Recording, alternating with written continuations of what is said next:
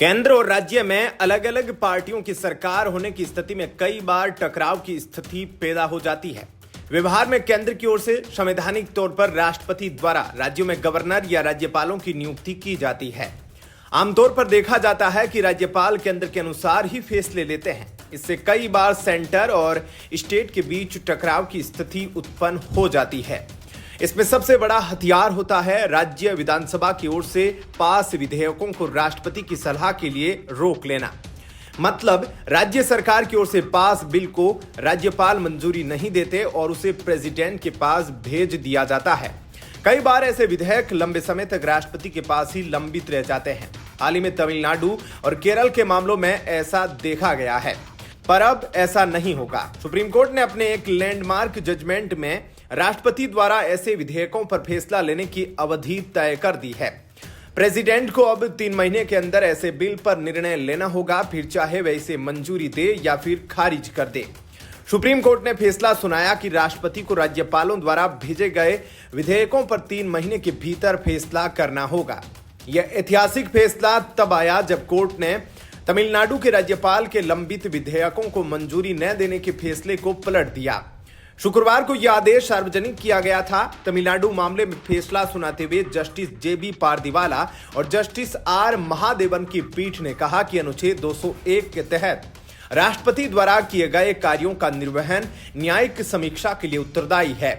अनुच्छेद 201 के अनुसार जब राज्यपाल किसी विधेयक को सुरक्षित रखता है तो राष्ट्रपति उसे या तो मंजूरी दे सकता है या अस्वीकार कर सकता है। हालांकि संविधान इस निर्णय के लिए कोई समय सीमा तय नहीं करता है। सुप्रीम कोर्ट ने इस बात पर जोर दिया कि राष्ट्रपति के पास पॉकेट वीटो नहीं है और उन्हें या तो मंजूरी देनी होती है या उसे रोकना होता है। सुप्रीम कोर्ट ने अपने फैसले में कहा, कानून की स्थिति यह है कि जहां किसी कानून के तहत किसी शक्ति के प्रयोग के लिए कोई समय सीमा निर्धारित नहीं है, वहां भी उसे उचित समय के भीतर प्रयोग किया जाना चाहिए। अनुच्छेद 201 के तहत राष्ट्रपति द्वारा शक्तियों का प्रयोग कानून के इस सामान्य सिद्धांत से अछूता नहीं कहा जा सकता।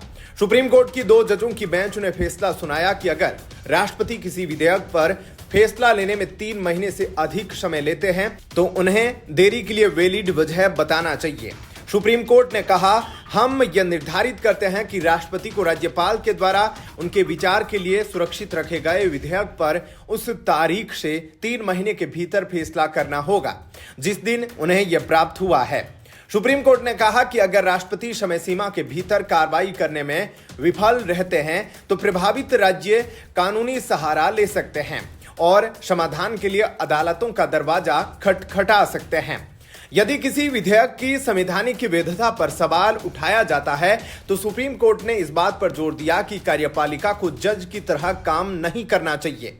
इसके बजाय ऐसे मुद्दों को अनुच्छेद 143 के तहत निर्णय के लिए शीर्ष अदालत को भेजा जाना चाहिए। सुप्रीम कोर्ट ने कहा, हमें यह कहने में कोई संकोच नहीं है कि किसी विधेयक में विशुद्ध रूप से कानूनी मुद्दों से निपटने के दौरान कार्यपालिका के हाथ बंधे होते हैं और केवल संवैधानिक न्यायालयों के पास ही विधेयक की संवैधानिकता के संबंध में अध्ययन करने और सिफारिशें देने का विशेषाधिकार है। शीर्ष अदालत का यह आदेश तब आया जब उसने फैसला सुनाया कि तमिलनाडु के राज्यपाल RN रवि ने डीएमके सरकार द्वारा पारित 10 विधेयकों पर सहमति न देकर अवैध रूप से काम किया है। सुप्रीम कोर्ट का निर्णय यह स्थापित करता है कि राज्यपालों को एक तय समय सीमा के भीतर विधेयकों पर कार्रवाई करनी चाहिए। आपका क्या कहना है सुप्रीम कोर्ट के इस जजमेंट पर? कमेंट सेक्शन में अपनी राय जरूर दीजिएगा। धन्यवाद। जय हिंद।